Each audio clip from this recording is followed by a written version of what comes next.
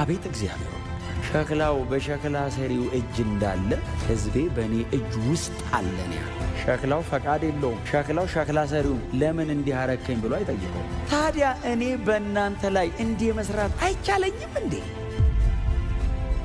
ቢሬዲ ተዘጋጁ ለመፍረስ ለመሰራት የኛ የሆነውን ነገር ለመጣል የእግዚአብሔር የሆነውን ነገር ለመያዝ በመንፈሱ ለመሞላት አስረዳኝ ብዬ መጠየቅ አለብኝ። ጠይቋል። ለምን አረ አይባልም። እግዚአብሔር ፈጣሪ ሆነ ነው እንደሱ የሚባለው። ወደ ላይ አይባልም። አልገባኝም ነው የሚባለው። ወደ ላይ ሲያፈርስ አልገባኝ እባክህ ንገረኝ ይነግርሃል። ኤርምያስ በጣም ከባድ አይነት የነቢያት ሕይወት ያሳለፈ ሰው ነው።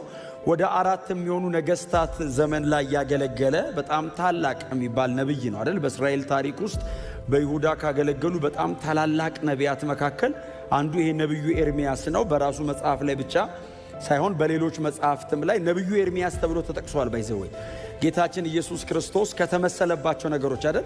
ሰዎች እኔን ማን ይሉኛል ሲባል አንደኛው የተገመተው ግምት ኤርምያስን ይመስላል ይሉሃል። ኤርምያስ ሌላኛው ስሙ አልቃሻው ነብይ ነው።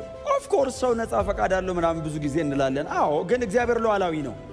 ከምድር አፈር አበጅቶ እፍ ያለውን ሰውዬ እግዚአብሔርን እጅ ጠምዝዞ ሐሳብ አያስቀይር። ጸልዬ አልመለስ አለኝ። ለምንድን ነው? ከእግዚአብሔር የልብ ሐሳብ ጋር ካልተስማማ ሳይመለስ ወደ ጌታ ሊሄድ ይችላል።